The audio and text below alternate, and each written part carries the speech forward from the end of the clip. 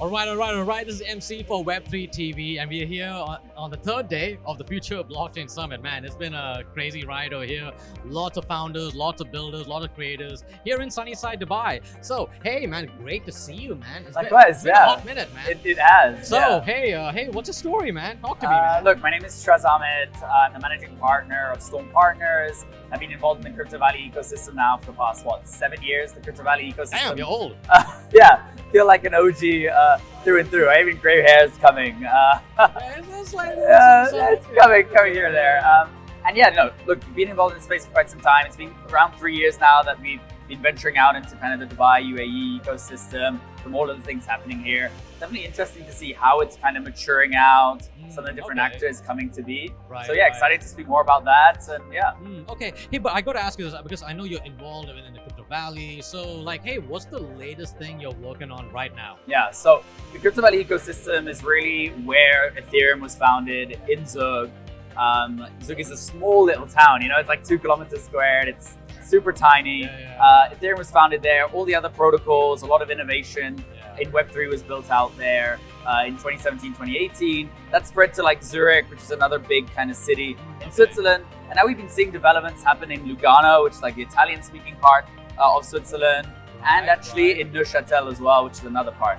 However, one of the lost cities of Switzerland, Geneva, which a lot of people do know internationally, right? Sure. Like a finance capital in a way. Yeah, finance, political capital. There's a lot of private banks, a lot of world organizations, NGOs. All of the like luxury watchmakers are there, from like Rolex, Patek, Hublot, and the likes, right?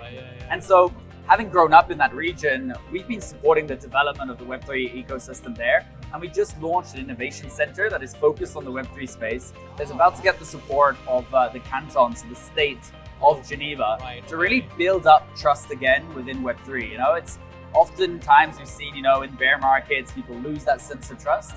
The technology was really meant to bring trust to the ecosystem. And if we can unlock some of that liquidity that these big banks, like Pictet, Cité Gestion, Airbank Switzerland have, we can really start enabling further adoption of this space. No, that's awesome. Hey, no, but this is really cool talking about the innovation center. Just a lot of like behind the scenes, all this tech is being built up and stuff. But let's talk about the markets, right? So I know it's a cheesy question, right? We got to do this. So are we bull? Are we bear? What's up? I mean, look, macro bull, micro bear. It is a difficult time, and I think we've been in this bearish sentiment now for over like a year and a half. We don't see it really kind of getting better. And I think one of the things here, and I want to kind of be a bit critical to our space, because if we can't self-critique, it's never going to lead anywhere. And I think the problem is that we believe that with low liquidity, low volumes, it's going to flush out the bad players. What I'm seeing is that it's also flushing out some of the good entrepreneurs that had some great ideas. Oh, wow, and that actually wanted to really build something, and they just can't find investors to do that. And I think we need to have a little bit more kind of self-surveillance, self-regulation, and not just say, hey, time is going to pass and it's going to solve all these kind of shitty projects are just going to go away.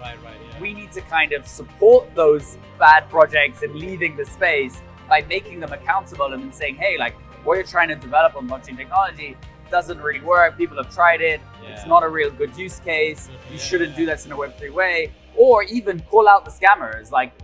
I said on my panel yesterday when I was speaking that if we can't trust each other here in this room today, why should we expect anyone else to trust us? So let's start trusting ourselves, and then we'll bring trust to the macro.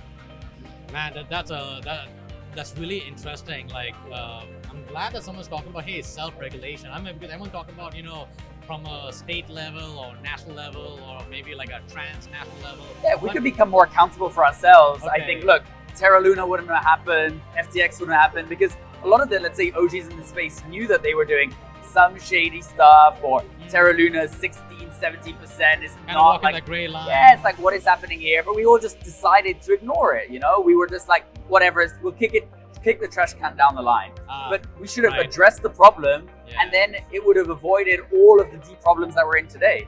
I feel like we have been actors in creating the environment we're in today. If we would have stopped those things from happening, investors from a macro traditional financial world would still trust us. Large organizations would still trust us and the like. So if we can do a better job internally, it'll help with all the packaging on the exterior.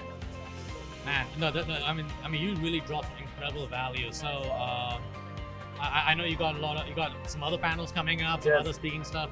But hey, just what's the one key message you have for the Web3 industry in its totality? What is that one message, one key message it would be? Yeah, so I think I'm going to go from a what do projects and initiatives need at the current point in time? They need resources, they need funding. A lot of them are just there, like they need to pay their electricity and gas bills, right? How can they do that today? Is either go into the external markets, traditional investors and the likes, grants, government subsidies, and these kind of various factors, or internally with the internal Web3 investors, angels, or companies.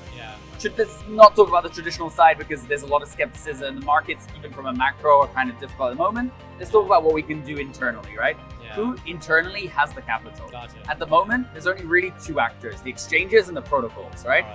Exchanges could do more. I mean, like Binance had a $100 million recovery fund that it's kind of like come out in the news that they haven't really deployed a lot, etc. I feel like the exchanges could do more to deploy some capital.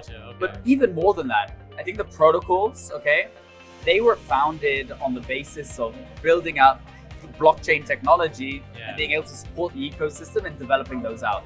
Some of these treasuries have billions of dollars, right? Billions, not millions, billions of dollars, that they could today be deploying in grant programs, in investments, in initiatives to support projects in Web3 and kind of coming to life. It doesn't have to be project specific, it can be education, it can be loads of things.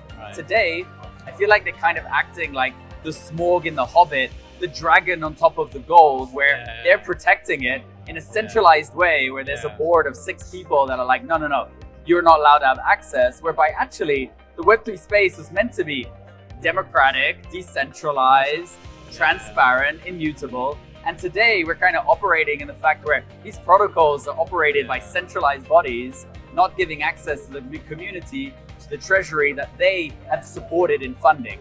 So if we can really unblock that area and bring back more trust to the protocols and allow them to be more accountable for the treasury that they're holding on behalf of the community, I think we can really support in allowing projects to come back to life and in bringing back the bull market. So that's my perspective. I know that's really well articulated, and it's very holistic point of view. I love that. So, but I know, hey, I know we gotta go. A lot of things are happening here in day 3, and we're just halfway there. So just halfway. Great. So, well, thanks so much for having me on. Yeah, and hey, thank you for your service to the Web3 space. Of So course. you heard it right here. So we gotta go. So y'all be good. Y'all be safe. We'll talk to you soon. Bye for now. Thank you.